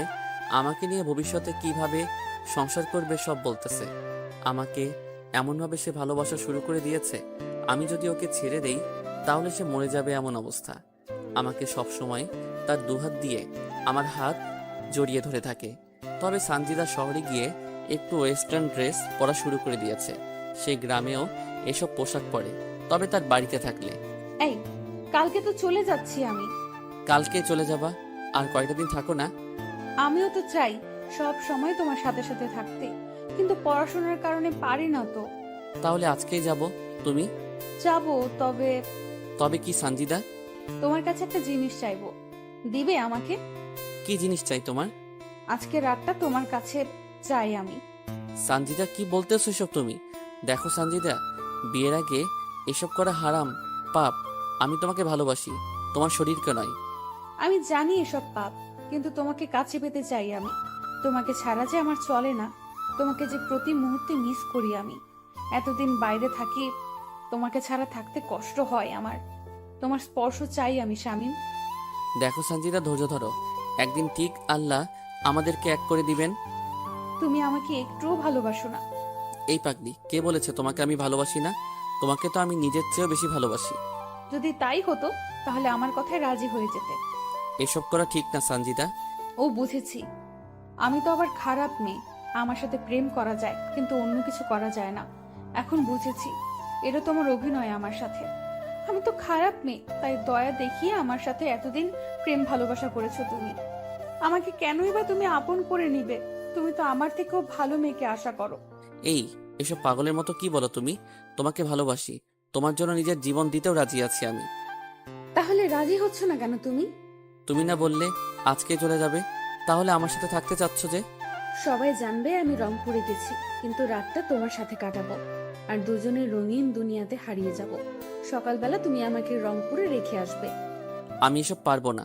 আর আমি এখনো বড় আবার বাড়িতে থাকি, কেউ দেখলে বা জানলে সমস্যা হবে। বাহ, তাহলে তো ভালোই হলো। মানে? তোমার নতুন বাড়িতে আমাদের দুজনের বাসর হবে আর আমি নতুন বউ হয়ে তোমার বাড়িতে যাব, বুঝলে? তাহলে কেউ জানবেও না, শুনবেও না। না, আমি পারবো না তোমার সাথে এসব করতে। আমার কথায় যদি রাজি না হও তাহলে এখানেই নিজের ক্ষতি করে ফেলবো, বলে দিলাম। কি করবে তুমি? সঞ্জিদার সাথে সাথে একটা ব্লেড বের করলো আর তার হাতে হালকা টান দিল। ব্লেড হাতে টান দেওয়ার সাথেই সঞ্জিদার হাত থেকে রক্ত ঝরতে থাকলো। এই, কি করতেছো তুমি এসব? ব্লেডটা এক্ষুনি ফেলে দাও বলতেছি। আমার কথায় রাজি না হলে আরো কি যে করব নিজেও জানি না। এবার সঞ্জিদার এমন কথা শুনে অনেকটা ভয় পেয়ে গেলাম। ওর হাতটাও আমাকে ধরতে দিতেছে না, আর ওর হাত থেকে রক্ত ফোটায় ফোটায় পড়তেছে। এমন দৃশ্য দেখে অনিচ্ছা সত্ত্বেও রাজি হয়ে গেলাম। আমি রাজি আছি তোমার প্রস্তাবে। প্লিজ এবার হাতটা কোনো কিছু দিয়ে বাঁধো। বলতে হবে না, সাথে স্যাবলন আর তুলো নিয়ে এসেছি। আমি সানজিদার এরকম কাহিনী দেখে নিজেই অবাক। এই মেয়েকে সামান্য ভালোবাসা মানুষের সাথে রাত কাটাবে বলে কত কাহিনী না করলো সে। বুঝি না হঠাৎ আমার প্রতি তার এত ভালোবাসা কোথা হতে আসলো। যাই হোক, সেখান থেকে দুজনের বাড়িতে চলে গেলাম। সন্ধ্যার দিকে সানজিদা ব্যাগ নিয়ে একাই চলে আসলো। আমি আমার অটোতে তুলে আমার নতুন বাড়িতে নিয়ে এলাম। রাত সম্ভবত 11টা হবে। তখন সানজিদা আমাকে একটা উত্তেজনার ওষুধ খাওয়ালো, যাতে দীর্ঘ সময় ধরে দুজনে এনজয় করতে পারি। আমিও বাধ্য ছেলের মতো ওষুধটা খেয়ে নিলাম। পরের দিন সকালে চোখ মেলে দেখি অনেক সকাল হয়ে গেছে, আর সানজিদা বিব্রস্ত অবস্থায় আমার বুকের উপর শুয়ে আছে। আমি হাত বাড়িয়ে টেবিল থেকে মোবাইলটা নিয়ে দেখি সকাল 10টা বাজে। তাই আমি সানজিদাকে দ্রুত ডেকে তুললাম। আর একটু ঘুমাই না। এই 10টা বাজে, অনেক সকাল হয়ে গেছে, তোমাকে রংপুর যেতে হবে না? সানজিদা ধরপড় করে উঠে দেখে তার শরীরে কোনো পোশাক নেই, তাই সে বিছানার চাদরটা ওর গায়ে জড়িয়ে নিল। আমি অবাক দৃষ্টিতে সানজিদার দিকে তাকিয়ে থাকলাম। সারা রাত কত অত্যাচার করলে, আর এখন এইভাবে আমার দিকে কি দেখো? না মানে, আমার না কালকে রাতের কিছুই মনে পড়তেছে না। মনে পড়বে কি করে? যা যা করেছো না আমার সাথে, উফ বাবা, আর একটু হলে মরে যেতাম। এসব কি বলো তুমি? আর সত্যি বলতেছি, আমার কোনো কিছু মনে পড়তেছে না। কালকের ওষুধের গুণ ওটা, বুঝলে? যাও তুমি ফ্রেশ হও, আমি ড্রেস পরবো। তুমি গোসল করবে না? এমনিতে সময় অনেক চলে গেছে, গোসল করার সময় নাই। হোস্টেলে গিয়ে গোসল করব। তাই বলে এই শরীরে যাবে তুমি? অত কথা বলার সময় নাই, যাও মুখ ধুয়ে আসো। রংপুর খাওয়া দাওয়া করবো, যাও তো। তাই বলে উফ, তুমিও না বেশি বেশি, যাও তো। আমিও ঘর থেকে বের হয়ে টিউবওয়েলে গিয়ে হাত মুখ ধুয়ে ঘরে এলাম। এসে দেখি সানজিদা জিন্স টপস আর মাথায় ওড়না পেঁচিয়ে নিয়েছে। আমি অটো বের করে সানজিদাকে অটোতে তুলে নিলাম। অটোতে করে সানজিদাকে রংপুরে ওর হোস্টেলে দিয়ে আবার অটো নিয়ে চলে আসলাম। রংপুরেও আর কোনো খাওয়া হলো না, শুধু দৌড়ের উপরে রেখেছে আমাকে, কোথাও অটো দাঁড় করাতেও দেয়নি সানজিদা। বাড়িতে আসার পর বড় আম্মার কাছ থেকে খাবার নিয়ে খেলাম। তারপর অটো নিয়ে বেরিয়ে পড়লাম নিত্যদিনের মতো। ভালোবাসা এমন একটা জিনিস, সেখানে বিশ্বাস আর ভরসা রাখা চাই, যা আমি সানজিদাকে করি। সানজিদা যাবার 20 দিন পর আমাকে ফোন দিল। তোমার জন্য একটা খুশির সংবাদ আছে। কি খুশি সংবাদ আছে? আমার লজ্জা করতেছে বলতে। আরে, খুশি সংবাদ দিতে আবার লজ্জার কি আছে? এটা যদি তুমি বুঝতে তাহলে কখনো বলতে না। যদি লজ্জা করে তো বলার দরকার নাই। এই তুমি রাগ করো কেন? বলতেছি তো। তো বলো। তুমি বাবা আর আমি মা হতে চলেছি। কি? সত্যি বলতেছি, তুমি বাবা হচ্ছ। আমি কেমন করে? সেদিন রাতের কথা ভুলে গেলে? তোমার আর আমার যা হয়েছিল তার ফল এটা। এটা কি করে সম্ভব? সব সম্ভব, বুঝলে? আর একটা প্রাপ্তবয়স্ক ছেলে মেয়ে যা করলে খুব দ্রুত হয়, তাই হয়েছে। তো তুমি আসো, আমরা বিয়ে করে নিই। আমি কালকে বাড়িতে যাইতেছি, তখন সব বিস্তারিত কথা হবে। ঠিক আছে, তাহলে ফোন রেখে দিলাম। কিন্তু আমি বুঝতেছি না এটা কেমন করে হয়। আমার তো মনেই হচ্ছে না সানজিদার সাথে আমার খারাপ কোনো সম্পর্ক হয়েছে। যদি সানজিদা অন্য কারোর সাথে এমন করে প্রেগনেন্ট হয়, তার দায়ভার আমার উপর চাপিয়ে দেয়। ছি ছি, এসব আমি কি ভাবতেছি? সানজিদা এমন কোনো কাজ করবে না, কারণ সানজিদা আমাকে ভালোবাসে, অন্য কাউকে না। আর সানজিদা আমাকে মিথ্যা কথা কেনই বা বলবে? আমি জানি সানজিদা আমাকে অনেক ভালোবাসে। পরের দিন আর অটো নিয়ে বাইরে গেলাম না, সারাদিন বাড়িতে ছিলাম। কিন্তু দিন গড়িয়ে সন্ধ্যা হলো, তবুও সানজিদা আসলো না। রাতে সানজিদা আমাকে ফোন করে আমার নতুন বাড়িতে যেতে বলল। আমি সেখানে গিয়ে দেখি সানজিদা আগে থেকে এখানে এসেছে। তুমি কখন আসলে? এই তো মাত্র আসলাম আমি। চলো, আজকেই তোমাকে বিয়ে করব, আর আমাদের পবিত্র সম্পর্কের সন্তানকে সমাজের চোখে স্বীকৃতি দেই। না, তা আমি চাচ্ছি না। মানে? আমি এই সন্তান পৃথিবীতে আনতে পারবো না। কেন? দেখো স্বামী, আমার নিজের ক্যারিয়ার এখন ঠিক হয়নি, এর মাঝে আমি এসব ঝামেলায় পড়তে চাই না। আরে বোকা, সমস্যা কি? আমি তো আছি। যতদিন তোমার ক্যারিয়ার ঠিক না হয় ততদিন তোমাকে চালাবো। সেটা বড় কথা নয়। আমরা যতই বিয়ে করি না কেন, আমার পেটের সন্তান তো নাজায়েজ। কি বলো এসব তুমি? ঠিক কথাই তো বলেছি, কারণ আমরা বিয়ের আগেই শারীরিক সম্পর্কে নিজেদেরকে জড়িয়েছি। এখন যতই বিয়ে করি না কেন, আমাদের পেটের সন্তান কিন্তু নাজায়েজ, বৈধ হবে না। আমি অত কিছু বুঝি না। আমার সন্তানকে আমি পৃথিবীর আলো বাতাস দেখাতে চাই। আমি সেটা কোনোভাবেই পারবো না স্বামী। সবাই জানাজানি হলে আমাদের সন্তানকে সবাই নাজায়েজ সন্তান বলবে। আমি মা হয়ে তা সহ্য করতে পারবো না। কেউ জানলে না বলবে। এখন তো মানুষ বিয়ের বছরের মধ্যেই বাবা মা হয়ে যায়, আর আমাদের না হয় তাই হবে। সমস্যা কি? তুমি বুঝতে পারতেছো না, আমার বন্ধু বান্ধবী ওরা কি ভাববে, আমার মেডিকেল টিচার ওনারা কি ভাববে, আমার পরিবার। বোঝার চেষ্টা করতেছো না কেন তুমি? তো এখন কি করতে চাও তুমি? অ্যাবর্শন করতে চাই আমি। এটা করা কি ঠিক হবে? একটা নিষ্পাপ শিশুকে মেরে ফেলবে, যে কিনা এখনো পৃথিবীর আলো বাতাস দেখলো না। তুমি যদি মেয়ে হতে তাহলে বুঝতে কেন এমন কঠোর সিদ্ধান্ত নিতেছি। আমারও তো ইচ্ছে করে আমার সন্তান বেঁচে থাকুক, কিন্তু ঠিক আছে, যা করলে তোমার ভালো হয় তাই করিও। কিন্তু একটা সমস্যা হয়ে গেছে। কি সমস্যা? আমার কাছে কোনো টাকা নাই, কিভাবে অ্যাবর্শন করাবো? কত টাকা লাগবে? এই 20,000 টাকা হলে হবে। অ্যাবর্শন করতে 20,000 টাকা লাগে? তা তো আগে কখনো শুনিনি। আমি জানি সিজার করতে, সন্তান জন্ম দিতে এত টাকা লাগে, আর এখন অ্যাবর্শন করাতেও এত টাকা লাগে? বেশি বুঝো তুমি, আগে আমার কথাটা শুনবা তো নাকি? কি কথা? সামনের 17 তারিখ থেকে আমার পরীক্ষা আছে। আমি যদি কালকেও অ্যাবর্শন করি তাহলে প্রথম পরীক্ষা আমি দিতে পারবো না, তার মানে সে পরীক্ষাতে আমি ফেল করব। তাই ফেল যেন না আসে, তাই টাকা চাচ্ছি যাতে পাশ করতে পারি আর ডাক্তার হতে পারি। তোমাকে যেন আর কোনো কষ্ট করা না লাগে, আমিও তোমাকে দ্রুত বিয়ে করে সংসার করতে পারি। ও, এবার বুঝেছি। তুমি থাকো, আমি বড় আম্মার কাছ থেকে টাকা নিয়ে আসি। সেখান থেকে আমি বড় আব্বার বাড়িতে আসলাম, তারপর বড় আম্মার কাছ থেকে টাকা নিলাম। তখন বড় আম্মা বলতেছে, বাবা, তুই এত টাকা নিয়ে কি করিস? একজনকে দিব। জুয়া টুয়া খেলিস না তো? সেদিনই 30,000 টাকা নিলি, আজ আবার 20,000 টাকা নিলি। এভাবে টাকা নিলে কিভাবে কি করবি তুই? আরে বাবা, টাকা তো আর নষ্ট হচ্ছে না, আমি একটা ব্যাংকে রাখতেছি, বুঝলে? তুই যা ভালো বুঝিস বাবা। বড় আমার কাছ থেকে টাকা নিয়ে এসে সানজিদার হাতে দিলাম। তারপর সানজিদা সেই রাতেই আবার চলে গেল। সে নাকি কাল সকালে অ্যাবর্শন করবে। আমি যেন তাকে 3 দিন ফোন না দেই, সে নাকি সেই সময় খুব অসুস্থ থাকবে। সানজিদা চলে যাওয়ার পর সানজিদার সাথে আমার 3 দিন কোনো কথা হয়নি। 3 দিন পর সানজিদা নিজেই আমাকে ফোন দেয়, কথা হয়। তো এভাবে চলতে থাকে আমাদের প্রেম ভালোবাসা। তো সেদিন আমি আবারও রংপুর দোকানের মাল কিনে আনার জন্য গেলাম। আসার পথে চিন্তা করলাম সানজিদার সাথে একটু দেখা করে আসি, তাই তার কলেজ ক্যাম্পাসে চলে গেলাম। গিয়ে দেখি সানজিদা আজ শাড়ি পরে এসেছে, সাথে তার আরো 2টা বান্ধবীও।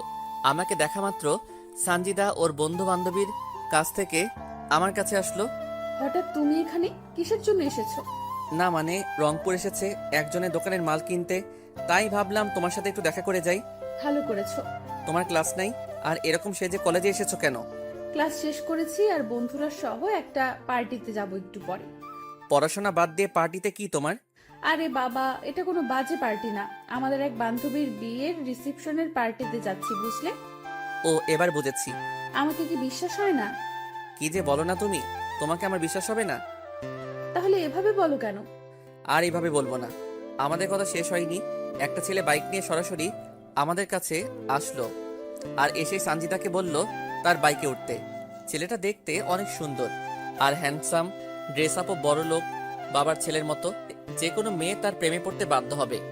আর তার কথা বলার ধরন দেখলে মনে হবে যেন তার কথায় মিষ্টি মিশানো। আচ্ছা স্বামী, তাহলে তুমি বাড়িতে যাও, আমি এবার পার্টিতে যাই, এমনিতে অনেক দেরি হয়ে গেল।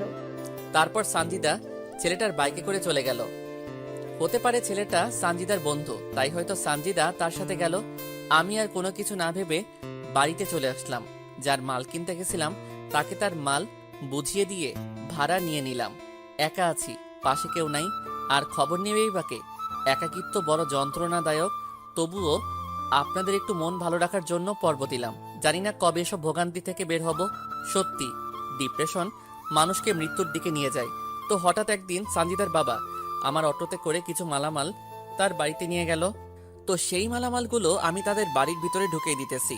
যখন শেষবার তাদের বাড়িতে ঢুকবো, হঠাৎ অনেকগুলো মেয়ের হাসির আওয়াজ আমার কানে আসলো। আমার মন বলতেছে সানজিদা বাড়িতে এসেছে, তা না হলে এত মেয়ে তো এদের বাড়িতে আসার কথা না। কৌতূহল বশত আমি সেই হাসির আওয়াজের দিকে এগিয়ে যেতে থাকলাম। তখনও আমার কাঁধে সানজিদার বাবার কেনা চাউলের বস্তা। তখন আমি উকি মেরে দেখতে থাকলাম সানজিদা আছে কিনা। আমি উকি দিয়ে দেখি সানজিদা একটা ছেলেকে জড়িয়ে ধরে আছে, আর ছেলেটা কেউ নয়, সেদিনের বাইকের ছেলেটা। এবং তার বান্ধবীরা নানা রকম কথা বলতেছে। তোর সাথে রাপি ভাইয়াকে সেই মানিয়েছে। দেখতে হবে না পছন্দটা কার? তো ভাইয়ার সাথে কি বিয়ে দেবে তোর বাবা? আরে দিবে না কেন, তাছাড়া আপু আছে না। আপু কি করবে আবার? এ তো আপুর দেবর, বুঝলি? শালিকারা, তোমরা কোনো চিন্তা করো না, আমরা তার সবকিছু প্ল্যান সাজিয়ে রেখেছি। কি প্ল্যান ভাইয়া? আরে আমরা কোর্ট ম্যারেজ করে রাখবো, পরে না মেনে নিলে আমরা পালিয়ে যাব। আর সানজিদা তো ডাক্তারি পড়ছেই, আমাদের কোনো সমস্যা হবে না। এর মাঝে সানজিদার রাব্বিকে ডাক দিলে রাব্বি সেখান থেকে চলে যায়। তখন সানজিদার সেই বান্ধবী, মানে যার কথাতে সানজিদাকে মেনে নিয়েছিলাম, সে বলতেছে, সানজিদার শামীম ভাইয়াকে কি এভাবে ঠকানো ঠিক হচ্ছে তোর?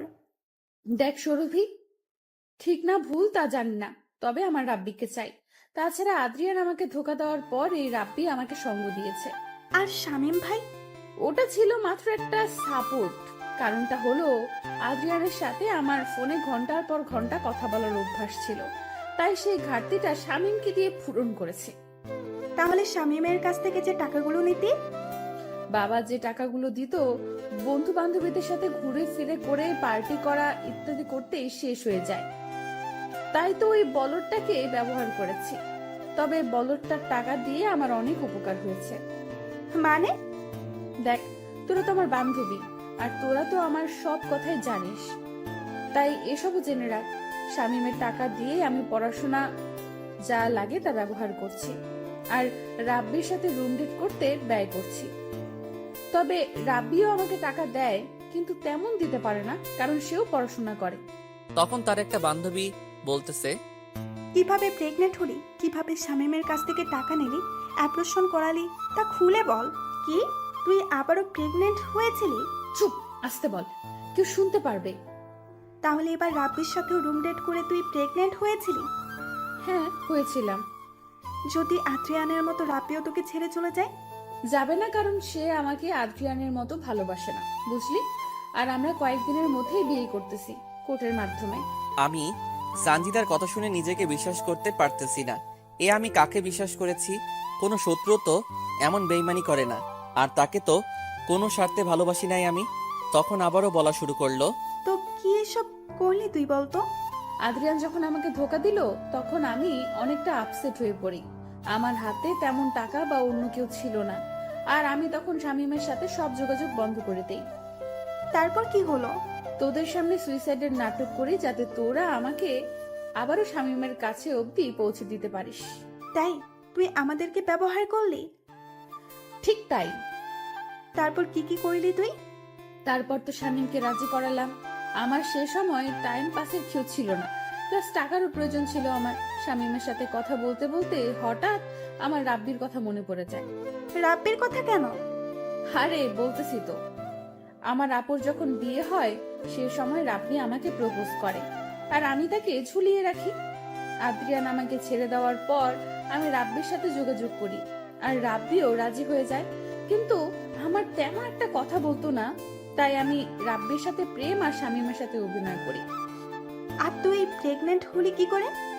রাব্বি তো পড়াশোনা নিয়ে ব্যস্ত থাকে আর দেখতে অনেক সুন্দর, বাবার টাকা পয়সা গাড়ি বাড়ি আছে, আর রাব্বির সাথে অনেক মেয়ের সুসম্পর্ক, তাই আমি রাব্বিকে নানা রকম অজুহাত দেখিয়ে রাজি করাই। কিন্তু তখন সে হোটেলে রুম ভাড়া নিবে, টাকা নেয়। তাই বুদ্ধি করে শামীমের কাছ থেকে টাকা নিই আর শামীমকে বলি আমি 5 দিনের জন্য কক্সবাজার যাচ্ছি পড়াশোনার জন্য। সেখানে গিয়ে আমি আর রাব্বি রুম ডেট করি আর আমাদের সেই সময়কার কিছু ভিডিও আর পিক তুলে রাখি যাতে রাব্বি আমাকে ছেড়ে না যায়। একেই বলে ধোকা খেলে অন্যকে কিভাবে ধোকা দিতে হয়। তারপর কি করলি? সেখান থেকে রংপুর আসার কিছুদিন পর জানতে পারি আমি আবারও প্রেগনেন্ট। তাই বুদ্ধি করে বাড়িতে চলে আসি আর শামীমের সাথে এমন ভাবে মিশি যেন সে আমাকে কাছে পাওয়ার জন্য পাগল হয়, কিন্তু শালা বোকা কিছু কাজের না। তাই আমি তার সাথে শারীরিক সম্পর্ক করার জন্য বলি। পরে রাজি হলে তাকে ঘুমের ওষুধ খাওয়াই আর সে কিছু জানে না। পরে কি হলো? পরে তাকে ফোন করে বলি আমি প্রেগনেন্ট আর সে বাবা হতে যাচ্ছে। সে শুনে তো খুশিতে পাগল হবার অবস্থা। পরে তার বাড়িতে গিয়ে বলি আমি এ বাচ্চা নিব না। তার সে কি কান্না আর পারে না পায়ে পড়ে। পরে শামীমকে বুঝিয়ে সুঝিয়ে রাজি করাই আর এবসন করার কথা বলে আরো 20,000 টাকা নেই। আর রাব্বি জানে শামীমের সাথে আমার প্রেমের অভিনয়ের কথা। শামীম ভাইয়ের সাথে এসব কেন করতে গেলি? কেন তার জীবনটা নষ্ট করতে গেলি তুই? তোর জন্য তো সে অনেকটা পাগল। তোর সবকিছু জানার পরেও তো তোকে আপন করে নিয়েছিল। কোন মেয়েটা টাইম পাস না করে? সবাইকে এক ভাবিস না। আরে রাগ করিস কেন? সবার কথা তো বলি নাই, এমন অনেকে আছে যারা টাইম পাস করে। আমিও নিজেকে ভালো রাখার জন্য শামীমকে ব্যবহার করেছি। একটা বিষয় বুঝলাম না, শামীম ভাইয়ের সাথে তোর কিভাবে পরিচয় হলো? দুজনে একসাথে একই স্কুলে কলেজে পড়েছি, সেখান থেকে পরিচয়। সত্যি বলতে তার সাথে কোনো সম্পর্ক করার ইচ্ছা ছিল না। তাহলে? ও খুব ভালো ছাত্র ছিল আর আমি পড়াশোনা তেমন পারতাম না, তাই তাকে ব্যবহার করেছি আর এমন ভাবে তার সাথে কথা বলেছি আর মিশেছি মনে হবে তাকে ছাড়া আমি অচল। আর যখন দেখলাম আমার জন্য শামীম সব করতে পারে, সব করতে প্রস্তুত, তখন তো নিজেকে ধন্য মনে করা শুরু করলাম। আর তাকে দিয়ে কত টাকা হাতিয়েছি তার হিসাব নেই। এতে আমার পড়াশোনার হাত খরচ, পোশাক, চলাফেরা করা খুব ভালো হয়েছে। একটা এতিম গরিব ছেলের সাথে এসব করা কি তোর ঠিক হয়েছে? যদি শামীম জানতে পারে বা তার নিজের কোনো ক্ষতি করে? জানতে দিলে না জানবে। রাব্বিকে বিয়ে করে ওকে বলবো বাড়ি থেকে জোর করে বিয়ে দিয়ে দিছে, বাস শেষ, ইচ্ছা খতম। এগুলো করা ঠিক হচ্ছে তোর, সঞ্চিতা? এই বেশি কথা বলিস না তো। তোদের জন্য রাব্বির সাথে একান্ত সময় কাটাতে পারতেছি না, তার চেয়ে বরং রাব্বিকে নিয়ে শামীমের বাড়ি গিয়ে একটু মজা করি। আমি সানজিদার এমন সব কথা শুনে কাঁধ থেকে চাউলের বস্তা নিচে ফেলে দিলাম। আমি ভাবতেও পারতেছি না এত বড় বেঈমান মানুষ কেমন করে হয়, এত সুন্দর অভিনয় মানুষ কেমন করে করতে পারে। হঠাৎ সানজিদার বাবা আমাকে বলে তার আরো কিছু নিয়ে আসা লাগবে। আমি সানজিদার বাবা সহ আবারও বাজারে গেলাম। বাজারে যাওয়ার পর সানজিদা আমাকে ফোন দিল। কেমন আছো তুমি? এই তো বাইরে আছি। আমি তোমার বাড়িতে আছি, কিছুক্ষণ পর আসো, ঠিক আছে? ঠিক আছে। তারপর সানজিদার বাবা আরো কি কি যেন কিনলো, সেখানে আরো সময় ব্যয় হলো। সেগুলো নিয়ে তার বাড়িতে দিয়ে আমি আমার নিজের বাড়িতে গেলাম। বাড়ির ভিতর ঢুকে দেখি দরজা খোলা। আমি একটু এগিয়ে গিয়ে দেখি রাব্বির ছেলেটা সহ সানজিদা শারীরিক সম্পর্ক করতেছে। এবার আর নিজেকে ধরে রাখতে পারলাম না। এবার সানজিদাকে উচিত শিক্ষা দিতে হবে আমার। রাব্বির সাথে যৌনতা শেষ হলে রাব্বি সানজিদাকে বলতেছে, বললে না তো এটা কার বাড়ি? আমার স্কুলের একটু বন্ধুর বাড়ি, আমার সাথে পড়াশোনা করত। এবার তুমি যাও। ও এসে এভাবে তোমার সাথে দেখলে সমস্যা হবে। তারপর রাব্বি ঘর থেকে বের হলো, আমি আড়ালে চলে গেলাম, আর সানজিদা মাটিতে পড়ে থাকা কাপড় তুলে পড়তে লাগলো। আমি সেই সময় ঘরে ঢুকলাম। আমাকে আচমকা দেখে সানজিদা ঘাবড়ে গেল আর ঘামতে লাগলো। বর্তমান চারিদিকে তাকিয়ে দেখি সব কয়েদি, জেলার মৎস্য অফিসার, শিক্ষা অফিসার, সবার চোখে পানি, শুধু জজের চোখে পানি নাই। মেয়েটাকে তুমি মেরেছো? ঠিক কাজ করেছো তুমি। এমন বেঈমান মেয়ের বেঁচে থাকার কোনো কারণ আমি দেখি না। বলো না কিভাবে মারলে তাকে? তাহলে শুনুন, অতীত। আরে এই শীতের মধ্যে তুমি এভাবে ঘামতেছো কেন? কই ঘামতেছি আমি? এই দেখো তোমার কপালে ঘাম। সানজিদা সাথে সাথে আমাকে জড়িয়ে ধরলো। আমিও এই সুযোগে সানজিদাকে বিছানায় ফেলে দিলাম আর ওর ওড়না বুক থেকে নিয়ে ছিঁড়ে 2 ভাগ করলাম। এক অংশ দিয়ে ওর 2 হাত বাঁধলাম আর এক অংশ দিয়ে ওর 2 পা বাঁধলাম। তারপর অন্য ঘর থেকে রশি এনে 2 হাত 2 দিকে ছড়িয়ে খাটের সাথে বাঁধলাম আর 2 পা 2 দিকে দিয়ে বেঁধে ফেললাম। এই তুমি আমাকে এভাবে বাঁধলে কেন? আর আমার ওড়নাই বা কেন ছিঁড়ে ফেললে? জানেমান, সেদিন রাতে কি করেছি তা আমার মনে নাই, কিন্তু সেদিন রাতের মনে না থাকা কাজটা আজ করব। তাই বলে এইভাবে বেঁধে কেউ এসব কাজ করে? আমি তোমার প্রেমিকদের মতো করে ওসব করব না, একটু অন্যরকম ভাবে করব। ঘর থেকে বের হয়ে রান্নাঘরে গিয়ে একটা রামদা লবণ আর শুকনা মরিচের গুঁড়া নিয়ে আসলাম। এসব কেন নিয়ে আসলে তুমি? চুপ কর, তোর জন্য আজ আমার করুণ অবস্থা। এই তোর কি ক্ষতি করেছি আমি? কেন আমার সাথে বেইমানি করলি তুই? মানে? তুই যদি আমাকে ভালো না বাসবি তাহলে কেন এমন অভিনয় করলি তুই আমার সাথে? তোর যদি অন্য ছেলেকে ভালো লেগে থাকে তাহলে কেন আমাকে তোর জীবনে জড়ালি? এসব কি বলো তুমি? আমি তখন তার বাড়ির সব কথা বলে দিলাম। এসব শুনে সানজিদা ভয় পেয়ে গেল। জানেমান, যত কষ্ট আমাকে দিয়েছিস তার চেয়ে 1000 গুণ কষ্ট তোকে দিব আমি। কি করবে তুমি? তুই শুধু দেখো আর চিৎকার করো। আর কোনো কিছু বললাম না। আমি বিছানায় উঠে ওর গায়ের সব কাপড় খুলে ফেললাম। তারপর রামদা দিয়ে ওর স্তন কেটে ফেললাম। সাথে সাথে সানজিদা বিলাপ করে কাঁদতে থাকলো। আমি এবার লবণ আর মরিচের গুঁড়া সেখানে দিয়ে দিলাম। তারপর তার হাত কাটলাম, মানে শরীর থেকে আলাদা করে দিলাম। তারপর তার যৌনাঙ্গে রাম দিয়ে 3-4টা কোপ দিলাম। গলা কাটা মুরগির মতো ছটফট করতে থাকলো। সেখানেও লবণ আর মরিচের গুঁড়া দিয়ে দিলাম।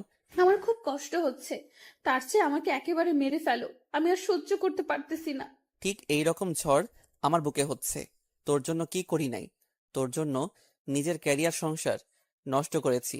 তোর জন্য নিজেকে শেষ করে ফেলেছি। এইটুকু স্বার্থ নিয়ে তো তোকে ভালোবাসি নাই, এমনকি তোর শরীরটাকেও না। তাহলে কেন